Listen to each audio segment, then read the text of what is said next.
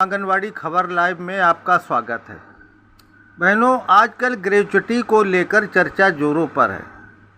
वैसे मैंने ग्रेच्युटी के बारे में सोमवार को ही, जिस दिन सुप्रीम कोर्ट ने आदेश दिया है, आपके हक को सुरक्षित कर दिया है, मैंने शाम को ही वीडियो शॉर्टली में डाल दिया था।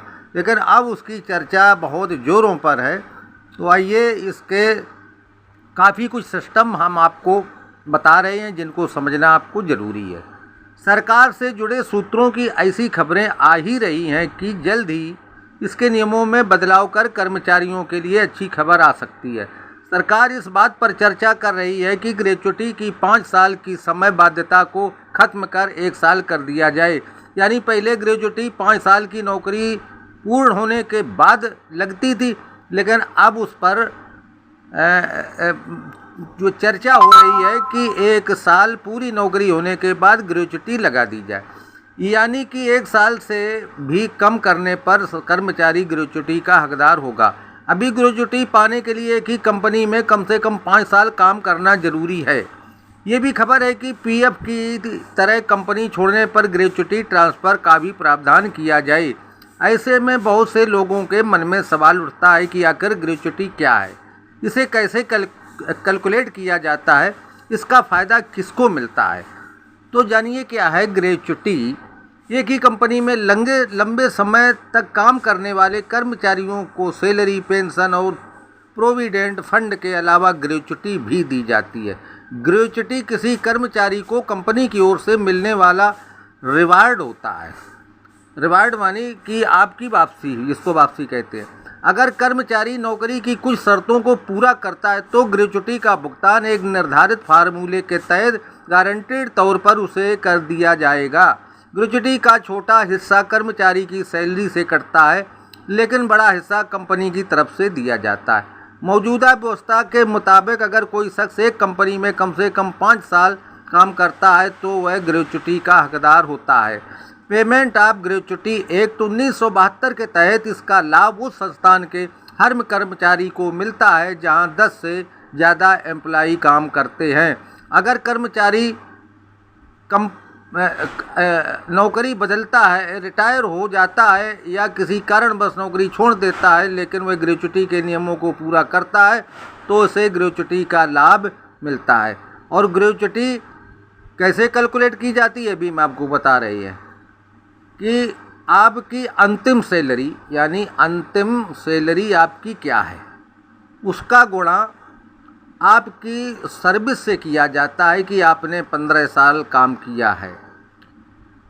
उसके बाद एक फार्मूला होता है कि गुणा 15/26, यानी इन दोनों चीज़ों में 15 गुणा 26 15/26 कर दिया जाता है। तो इस तरीके से आपका ग्रेच्युटी गुणांक निकल आता है। और भी हम आपको अभी बता रहे हैं कि आखिरी वेतन बराबर मूल वेतन धन महंगाई भत्ता तथा बिक्री पर मिला कमीशन अगर हो तो। इस फार्मूले में महीने में 30 दिन कार्य दिवस मानकर कर्मचारी को 15 दिन का औसत निकालकर भुगतान किया जाता है। नौकरी की अवधि, इस तरह के कर्मचारियों के लिए नौकरी के आखिरी साल में 12 महीने से कम की अवधि को नहीं जोड़ा जाता है। जैसे 11 महीने काम की है अंतिम वर्ष में, तो वो आपका साल नहीं जोड़ा जाएगा। जैसे अगर कर्मचारी ने 5 साल 7 महीने काम किया है तो उसे 5 साल ही माना जाएगा। अच्छा, कितनी मिलेगी ग्रेच्युटी? जैसे आपने 5 साल 8 महीने काम किया और आपकी सैलरी उस समय 13,000 रुपये महीने थी, तो देखिए हम इसका गुणांक करके निकालते हैं कि 13,000 गुणा 5 साल गुणा 15/26 या कहीं कहीं 15/30 भी में जो है गुणांक कर दिया जाता है। तो ये 13,000 गुणा 5 साल गुणा 15/30 अगर कर दिया जाए तो 32,500 रुपये ग्रेच्युटी निकल आती है। और भी बताएंगे आपको कि कर्मचारी की मृत्यु होने की स्थिति में ग्रेच्युटी में कितनी गणना की जाती है।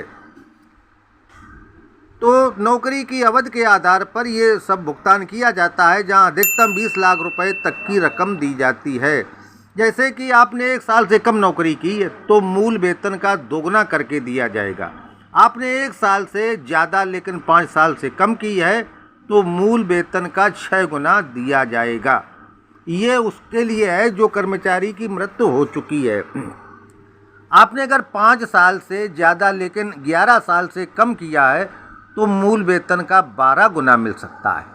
आपने अगर 11 साल से ज़्यादा लेकिन 20 साल से कम किया है तो मूल वेतन का 20 गुना जोड़ा जाता है।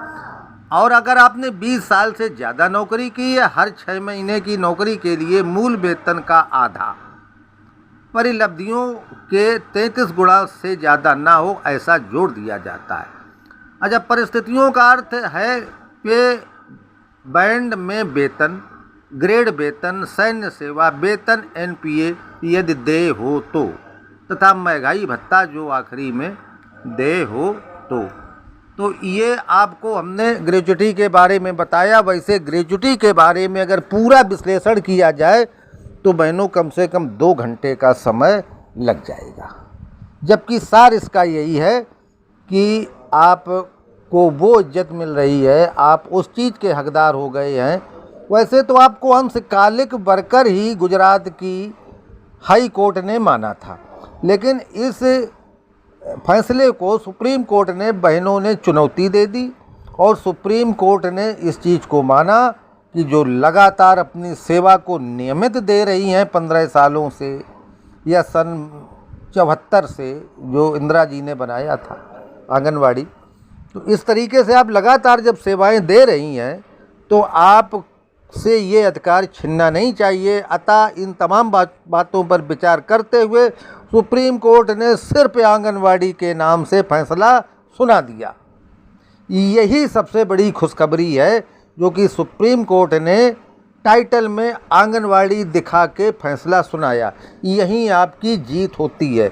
और जो बहनें नौकरी बीच में छोड़ देती हैं या किसी कारणवश छूट जाती है या उनकी मृत्यु हो जाती है तो ग्रेच्युटी है जो उसका पूरा लाभ उसके परिवार को तत्काल मिलेगा। तो ये रहा बहनों ग्रेच्युटी के बारे में आपसे जो मैंने बात की, आपको वीडियो डाला है।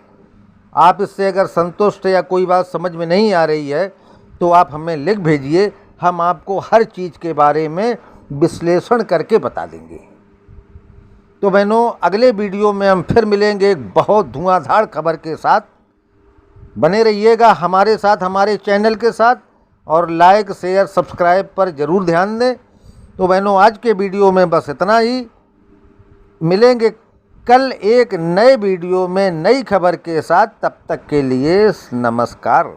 नमस्कार, मैं स्वागत शर्मा की असिस्टेंट। अब आप भी जानिए यूपी, बिहार, मध्य प्रदेश और सभी राज्य की आंगनबाड़ी खबर और आदेश हमारे सबसे अनुभवी संवाददाता सत्येंद्र सिंह राजावत के साथ हर दिन। कोई खबर प्रकाशित करने हेतु हमारी व्हाट्सएप नंबर का इस्तेमाल करें।